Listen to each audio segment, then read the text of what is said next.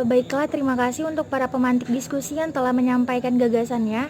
Selanjutnya saya mempunyai beberapa pertanyaan untuk para pemantik diskusi. Yang pertama akan saya sampaikan kepada saudara Faiz Albar, yaitu gimana sih Bang fenomena golput di Kota Medan? Terus gimana juga kesiapan masyarakat Kota Medan untuk menghadapi pemilu? Tapi kan lagi COVID kayak gini kan, lagi pandemi COVID. Gimana sih persiapan mereka yang harus mereka lakukan untuk bisa ikut serta dalam pemilu?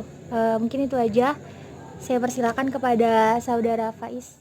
Kepada saudara Lofi yang memberikan pertanyaannya lebih lanjut mengenai fenomena golput di Kota Medan ya, melihat di pemilu 2019 seperti yang kita ketahui sangat banyaklah aksi-aksi vandalisme di Kota Medan ya, seperti Jalan Juanda. Itu sangat banyaklah tertulis bodoh sekali Anda dibudoi oleh parpol, lalu misalnya golput aja. Jadi banyaklah narasi-narasi dalam bentuk pencoretan bangunan di Kota Medan ini dengan mengajak golput ya. Itu kan menjadi salah satu case lah, melihat berarti golput di Kota Medan ini sangat aktif lah gitu ya. Jadi memang seperti yang dikatakan tadi saudara Andri mengenai golput itu kan ada ideologis dan ada politis dan apatis dia kan. Jadi kalau melihat misalnya di Kota Medan sendiri, cenderung memang dia bukan yang golput yang apatis ya, melihat juga berbagai permasalahan yang muncul di Kota Medan, misalnya kan Kepala Kota mendapat apresiasi yang buruk ya kan, selamat Kota Medan menjadi kota terkotor di seluruh Indonesia, dikirimi papan bunga. Itu kan menjadi salah satu kritik-kritik yang lebih lebih elegan lah. Artinya memang intinya masyarakat Kota Medan masih sangat aktif lah untuk memperhatikan bagaimana para kepala daerah dalam menjalankan fungsinya kan di daerah ini. Jadi memang tentunya nantinya golput ini akan tetap ada ya di setiap pilkada Kota Medan. Melihat juga seperti saya bilang tadi, bahwasanya dari sejak reformasi hingga saat ini memang partisipasi di pilkada Kota Medan tidak pernah menyentuh 60%. Bahkan KPU sendiri setiap di pilkada hanya menargetkan partisipasi 60%. Melihat dari track record partisipasi di Kota Medan, baik itu wali kota maupun gubernur. Nah, lalu ketika misalnya di pemilu partisipasi cenderung tinggi, itu kan artinya memang ada satu masalah lah yang sangat mempengaruhi kenapa masyarakat Kota Medan ini tidak mau hadir ke TPS ketika pilkada. Padahal ketika misalnya di 2010 saja ada 10 calon, lalu di 2015 itu ya 2 calon ya. Jadi memang tentunya pasti ada yang masalah lah. Nah, lalu kalau kita identifikasi masalah itu adalah tentunya pasti tentang kinerja kepala daerah ya. Melihat kita wali kota Medan aja sudah 3 kali masuk penjara kan, seperti misalnya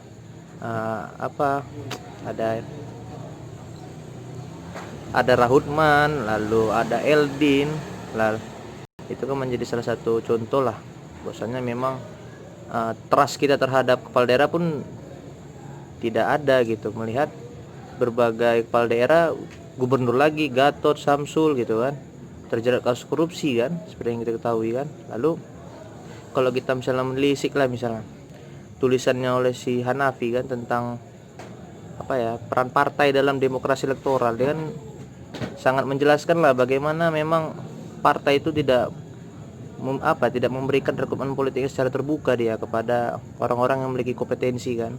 Jadi salah satu implikasi adanya korupsi daerah yaitu dipengaruhi sangat calon-calon yang dicalonkan di pilkada ini tidak memiliki kompetensi yang baik ya. Jadi kan memang kita harus memberikan lah kepada orang-orang yang sangat memiliki gagasan lah, karena kan nanti kan visi misi itu kan tentunya pasti dijadikannya RPJMD, lalu jadi rancangan kerja, itulah sangat nantinya akan kita rasakan lah menjadi sebuah program kan. Seperti katakan Ramlan kan, bahwasanya kan salah satu faktor tingginya partisipasi itu dipengaruhi oleh kepercayaan terhadap pemerintah. Nah, jadi bisa kita indikasikan bahwasanya masyarakat Kota Medan tidak percaya terhadap kepemimpinan yang ada di Kota Medan. Melihat juga kalau misalnya lebih ke misalnya ke presiden kan lebih umum ya, karena kita kan adalah euforia dalam yang angkat oleh media itu kan menjadi salah satu apa juga meningkatkan partisipasi kita juga ke TPS kan. Jadi memang di Pilkada 2015, 2010, 2005 partisipasi yang rendah. Nah, lalu di tengah pandemi ini mungkin partisipasi di Kota Medan akan menjadi tidak jauh berbeda di 2015, mungkin ya sekitar 50% gitu ya. Kenapa? Karena tentunya masyarakat kita akan memiliki ketakutan kan untuk menggunakan hak pilihnya untuk hadir ke TPS. Terlebih lagi kan KPU kan sudah memutuskan di 9 Desember. Nah, lalu di tengah pandemi ini yang misalnya kita yang harus kita sebentar lagi menghadapi gelombang kedua, itu kan pasti masyarakat sangat memiliki ketakutan lah untuk datang ke TPS kan, walaupun nantinya pilkada itu dilakukan secara protokol COVID, artinya misalnya nanti penyelenggara menyiapkan misalnya APD, lalu misalnya menyiapkan tinta sekali pakai, berbagai hal lah yang dipersiapkan kan sesuai dengan protokol COVID. Tetapi tetap masyarakat pasti sangat terbatas lah untuk menggunakan hak pilihnya kan. Karena kan sampai saat ini kan kita kan belum menggunakan e-voting gitu kan. Sebenarnya kan sangat relevan lah dilakukan di tengah pandemi ini kan. Makanya sebenarnya penundaan pilkada serentak yang sebenarnya diberikan 3 opsi, yaitu di 9 Desember, lalu di 13 Maret, terus di 27 September, itu kan sebenarnya kan harus diperhatikan secara mendalam. Nah, jadi memang masyarakat pun tidak was-was lah untuk menggunakan hak pilih ya kan. Jadi karena memang sudah dipastikan di 9 Desember ini akan dilaksanakan, tentu partisipasi akan cenderung rendah karena masyarakat masih memiliki ketakutan lah untuk menggunakan hak pilihnya kan. Saat ini kan memang banyak lah media yang mengangkat isu-isu calon-calon yang potensial lah untuk maju di Pilkada 2020 ini kan. Nah, tapi ada indikasi kita akan dihadirkan hanya satu calon dengan kotak kosong nanti kan lawannya kan. Mungkin itu menjadi salah satu mempengaruhi juga nanti partisipasi masyarakat Kota Medan. Jadi masyarakat Kota Medan nanti tidak percaya kan, melihat lagi sebenarnya gini, ketika misalnya tingkat korupsi di Kota Medan sangat tinggi, lalu ya harus banyak lah calon yang dihadirkan di pilkada kan, biar agar juga masyarakat bisa memilih mana yang sesuai hati nuraninya. Jadi mungkin ya sudah pasti di tengah pandemi ini kesiapan masyarakat minim lah untuk menggunakan hak pilihnya kan. Satu, yang kedua kepercayaan terhadap pemerintah itu masih sampai saat ini sangat mempengaruhi partisipasi. Melihat lagi baru-baru ini kan wali kota Medan terjerat kasus korupsi lagi kan, seperti Eldin kan. Jadi memang mungkin nanti itulah penyelenggara bagaimana lah untuk meningkatkan melek masyarakat Kota Medan khususnya untuk menggunakan hak pilih. Bagaimana calon-calon juga nanti mampulah memberikan kampanye, kan kampanye akbar juga tidak ada kan. Jadi mungkin berbagai media yang digunakan untuk merangsang masyarakat juga lah untuk untuk menggunakan hak pilihnya. Mungkin itu saja. Oke, terima kasih kepada Saudara Faiz untuk jawabannya. Kemudian saya ingin menyampaikan pertanyaan kepada Saudara Haris. Gimana sih Bang peran media untuk meningkatkan partisipasi masyarakat di Kota Medan? Terus permasalahan-permasalahan apa aja nih yang sering diangkat masyarakat Kota Medan? Kayak isu-isu yang viral, atau apa sih yang paling menarik di Kota Medan nih, isu yang lagi akan diangkat dari masyarakat Kota Medan? Mungkin itu aja. 2 pertanyaan dari Lopi. Yang pertama soal apa sih peran media untuk meningkatkan partisipasi pemilih saat pilkada khususnya di Kota Medan, dan yang kedua, apa sih isu-isu yang banyak dibahas dan menarik menurut warga Medan seperti itu. Kalau saya boleh menjawab berdasarkan kebiasaan di lapangan seperti itu, dan juga ya mungkin ada sedikit teori-teorinya lah. Media itu punya peran sebenarnya adalah sebagai penyambung antara si calon ataupun penyelenggara pemilu dengan masyarakat. Kenapa? Karena tidak mungkin setiap calon ataupun penyelenggara pemilu juga mendatangi warga satu-satu untuk menyampaikan gini loh cara memilih yang benar, ini loh calonnya, ini loh visi misi si calon, seperti itu. Itulah gunanya media, untuk menyampaikan, menyebarluaskan, jangkauannya lebih luas kepada warga. Nah, sebenarnya kalau di Medan ini media apa sih yang paling banyak digunakan oleh warganya? Ada, kalau saya boleh sedikit menduga-duga, sebenarnya Medan ini masih sangat-sangat tradisional soal media. Mereka warga sangat-sangat percaya dengan yang namanya koran. Sangat masih ya cukup lumayan lah warga banyak membaca koran. Yang kedua adalah media sosial. Sekali lagi media sosial, bukan portal media online, bukan portal berita online seperti itu. Media sosial, buktinya apa? Ada beberapa akun yang mengatasnamakan akunnya anak Medan seperti itu, dan itu sangat-sangat banyak followersnya, bisa mencapai 800.000 mungkin, yang setahu saya ada salah satu akun seperti itu, dan itu sangat-sangat dipercaya ataupun diikuti isu-isu yang dibahas seperti itu. Jadi kemungkinan orang-orang yang memilih seperti itu bakal melihat dari dua media ini. Tapi dengan kondisi saat ini, orang-orang yang malas keluar, yang bisa dibilang banyak kerja dari rumah, aktivitas dari rumah, media yang paling dekat dan selalu dilihat orang adalah TV sebenarnya, televisi. Kenapa? Lah nggak kerja, nggak sekolah, ya pagi-pagi pasti nonton TV. Itu sebenarnya yang bisa dimanfaatkan untuk mensosialisasikan, ini loh kita mau pilkada di Medan tahun 2020 tanggal sekian. Walaupun saat ini belum ada calonnya, tapi kan kita bisa mulai untuk meningkatkan awareness lah masyarakat bahwa kita mau pilkada loh di Medan. Media online juga, kenapa? Karena orang kan rata-rata kebanyakan sudah punya namanya smartphone seperti itu.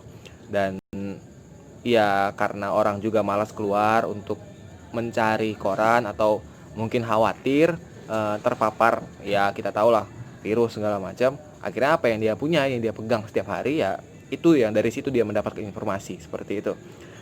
Perannya media ya selain menyebarluaskan tadi juga untuk tempat warga mencari tahu apa sih sebenarnya yang ditawarkan oleh calon. Nah, ini berkaitan dengan menjawab pertanyaan kedua tadi. Yang banyak dicari oleh orang-orang di Medan, paling pertama isu jalan rusak. Kenapa? Ya kalau orang dari luar daerah pertama kali ke Medan, lihat jalan kota Medan, ibu kota suatu provinsi, kalau jalan Sisingamangaraja, oke lah mulus, ya kan, di beton. Masuklah kita ke daerah-daerah agak-agak yang nggak usah terlalu jauh lah, karya wisata Johor misalnya. Masuk lurus karya wisata yang udah dilebarin jalannya, oke mulus. Menjelang Eka Rasmi sempit, berlubang seperti itu. Dan itu bukan cuma satu tempat, banyak tempat lain. Di Petisah misalnya, di dekat Pajak Petisah, jalannya berlubang, parit di kanan kirinya mampet karena sampah. Ini juga berkaitan dengan isu kedua yang banyak dicari, yaitu isu kebersihan. Maklum saja, Medan beberapa kali, kalau saya nggak salah ada 2 kali mendapat titel kota metropolitan terkotor se-Indonesia. Kalau kota-kota lain udah selesai lah masalah pengelolaan sampah, Medan sepertinya tidak. Kalau wali kota pernah beberapa kali ngobrol, ceritanya sih gara-gara ya ada salah satu perannya masyarakat kurang aktif untuk memasukkan sampah ke tempatnya. Tapi kalau kita lihat sendiri tempat sampah di Medan juga, silakan lah jalan-jalan di tengah kota, di pusat kota. Ada setiap berapa meter sih ada tempat sampah.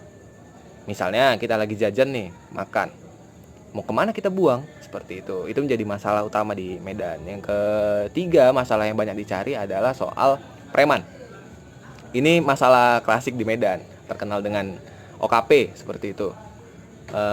Ada banyak lah di Medan seperti itu, mulai dari kegiatannya parkir liar, terus malakin yang punya toko, toke-toke itu dipalakin seperti itu. Dan banyak sekarang mulai banyak viral kan masalah-masalah seperti itu, dan mulai polisi mulai bergerak lah soal itu. Itu bakal menjadi salah satu isu yang banyak dicari. Ada nggak sih calon yang bakal menawarkan 3 isu tadi untuk diselesaikan? Isu infrastruktur, jalan rusak, kebersihan, soal premanisme, beranikah memberantas itu? Kalau itu bisa mereka mainkan, dan mereka menawarkan dengan baik, itu bakal menjadi salah satu poin plus seperti itu. Dan orang-orang bakal banyak melihat lah, mencari isu itu, karena kalau dari pengalaman saya, setiap berita yang terkait 3 hal itu pasti pembacanya bakal banyak, dan komentar di kolom komentar, karena saya bekerja di media online, ada kolom komentar di setiap berita itu biasanya ramai orang membahas, wah dasar Medan, Gotham City katanya kan, kota barbar seperti itu. Tapi ya sebenarnya kalau kita lama tinggal di sini, seperti kebiasaan saja, hal yang biasa apa yang terjadi yang diangkat di media sebenarnya. Isu keempat yang banyak dibahas adalah soal korupsi di Medan. Ya sebenarnya bukan Medan aja sih, Sumut lah, yang dengan istilah semua urusan menggunakan uang tunai, karena Medan ibu kotanya, ya Medan yang dibahas. Apalagi wali kotanya tuh hat-trick berurusan korupsi. Abdillah berserta wakilnya, Rahutman, terakhir Eldin baru saya divonis 6 tahun penjara. Ini jadi salah satu daya pikat ketika ada calon yang berani merubah mindset. Kenapa sih sebenarnya terjadi korupsi di Medan? Yang pertama, selain karena pribadi, yang kedua adalah soal sistem. Pemerintah mungkin di pusat sudah membuat satu yang undang-undang yang baik, pelaksanaannya di sini mungkin kurang. Kenapa? Karena ya kita tahulah kekuatan di Medan ini, kalau misalnya mau cari kerjaan ada 2, satu punya uang, yang kedua orang dalam, seperti itu. Dan sama saja ketika ada tender, misalnya kalau nggak ada orang dalam ya susah kan. Yang kedua ya soal uang. Akhirnya karena udah saling suap menyuap untuk mengamankan posisi, ya perlu uang ke kepala daerah. Dan akhirnya itu yang menjadi korupsi. Karena kalau kita lihat yang terakhir Eldin itu karena masalah suap yang dia masuknya. 4 isu ini jadi bahasan utama sebenarnya. Satu lagi sih sebenarnya yang tapi musiman, yaitu banjir di Medan. Dan itu juga di semua daerah, nggak merata. Beberapa tempat sudah diperbaiki, salurannya baik gitu kan. Harus kita akui ada beberapa perubahan, tapi tetap ada beberapa tempat kayak di daerah Belawan misalnya masih sering banjir rob.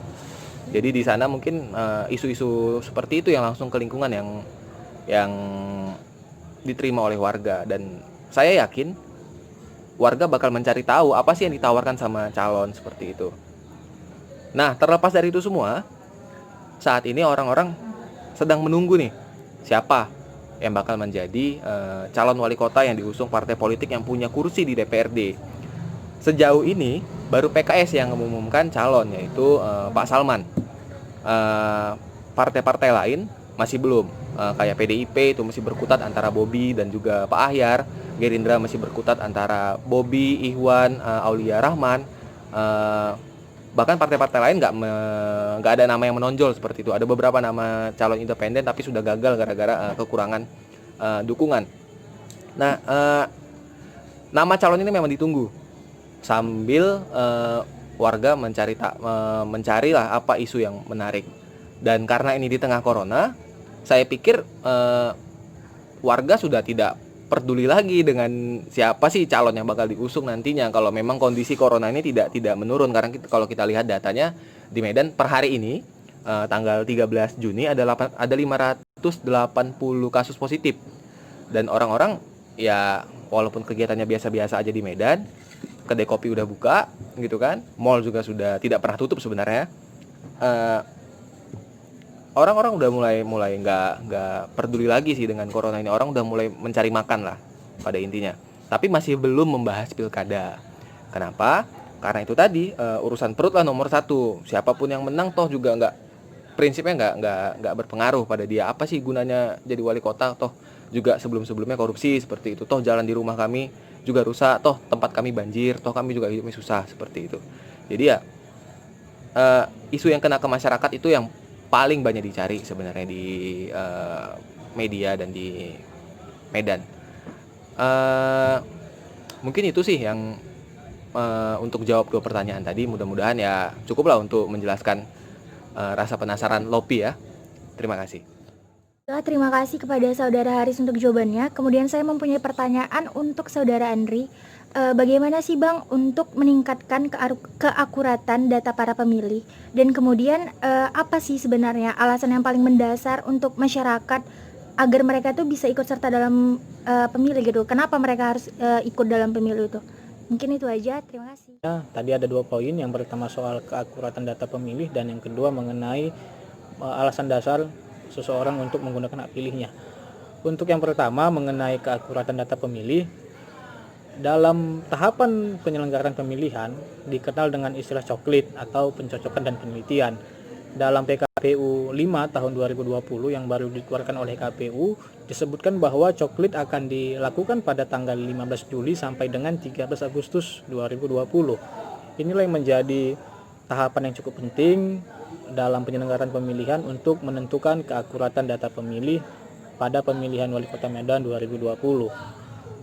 Memang menjadi tugas yang berat juga bagi pengawas pemilu untuk meningkatkan pengawasan dan kontrolnya terhadap penyelenggaraan coklit yang akan dilakukan oleh KPU dan jajarannya ke bawah, PPK, PPS, PPDP ataupun Pantarih nantinya. Harus dipastikan bahwa coklit nanti tidak lagi dikerjakan di bawah pohon, tidak lagi dikerjakan di warung kopi, tetapi memang door to door, datang setiap rumah yang ada di Kota Medan untuk mendata dan mengupdate jumlah pemilih. Sangat banyak tuh kasus-kasus yang cukup klasik seperti dia masih ada terdaftar dalam KK rumah itu tetapi tidak lagi berdomisili di rumah itu, atau sudah meninggal dunia tapi belum diurus surat kematiannya sehingga namanya masih ada dalam daftar pemilih. Nah, ini kan harus dipastikan dengan coklit sehingga nanti didapatkan hasil data pemilih yang akurat. Ya, mungkin juga diperlukan partisipasi dari warga Kota Medan agar mau nantinya untuk menerima kedatangan petugas pendata pemilih, Pantarih ataupun PPDP nantinya, sehingga ada sinergi antara penyelenggara pemilu dengan pemilih di Kota Medan untuk demi menentukan keakuratan data pemilih Kota Medan yang lebih baik. Memang di tahun ini kita juga ingat bahwa 2020 adalah tahunnya sensus penduduk. Sayangnya akibat ada wabah COVID-19, sensus tidak maksimal. Saya juga tidak tahu apakah hasilnya sudah ada atau belum, tapi saya lihat belum maksimal. Harusnya ketika ini maksimal kita bisa mendapatkan data perbandingan terkait jumlah pemilih atau jumlah penduduk yang usianya sudah bisa memilih atau belum gitu. Kemudian yang nomor 2, soal kedua tadi mengenai apa sih alasan mendasar bagi pemilih untuk menggunakan hak pilihnya. Dalam hal ini kita akan coba jawab dalam pendekatan perilaku pemilih. Nah, secara umum pendekatan perilaku pemilih ada 3. Yang pertama pendekatan sosiologis, yang kedua pendekatan psikologis, dan yang ketiga pendekatan rasional. Nah, ini tantangannya bagi calon. Pertama, pendekatan sosiologis. Ada tingkat pendidikan, tingkat ekonomi, tingkat sosial dalam masyarakat yang harus dipahami oleh calon-calon, yang juga harus dipahami sebenarnya oleh penyelenggara pemilu untuk melakukan sosialisasi yang tepat sasaran. Memang paling utama sih bagi calon, bagaimana dia bisa katakanlah memetakan pemilih ke dalam banyak substruktur sosial, baik dalam segi ekonomi, pendidikan, sosial, dan lain-lain. Kemudian ada pendekatan psikologis, yaitu keterkaitan antara baik partai pengusung dengan pemilih, keterkaitan calon dengan pemilih. Ini juga harus diperhatikan bagaimana calon nantinya mampu menjangkau itu untuk mendekatkan diri secara emosional kepada pemilih agar dia memang mau menggunakan hak pilihnya pada pemilihan nanti di tanggal 9 Desember 2020. Kemudian yang ketiga ada pendekatan rasional. Nah, ini lebih dikenal dengan pendekatan cost and benefit atau untung manfaatnya seseorang untuk menggunakan hak pilihnya. Ini juga menjadi tantangan yang cukup berat bagi kandidat untuk bisa memastikan atau untuk bisa menjangkau hal ini sehingga memang timbul sebuah narasi dari para pemilih bahwa ketika dia menggunakan hak pilihnya ada manfaat yang dia dapat baik untuk dirinya, baik untuk keluarganya maupun kotanya, Kota Medan begitu. Mungkin itu yang bisa saya jawab. Terima kasih.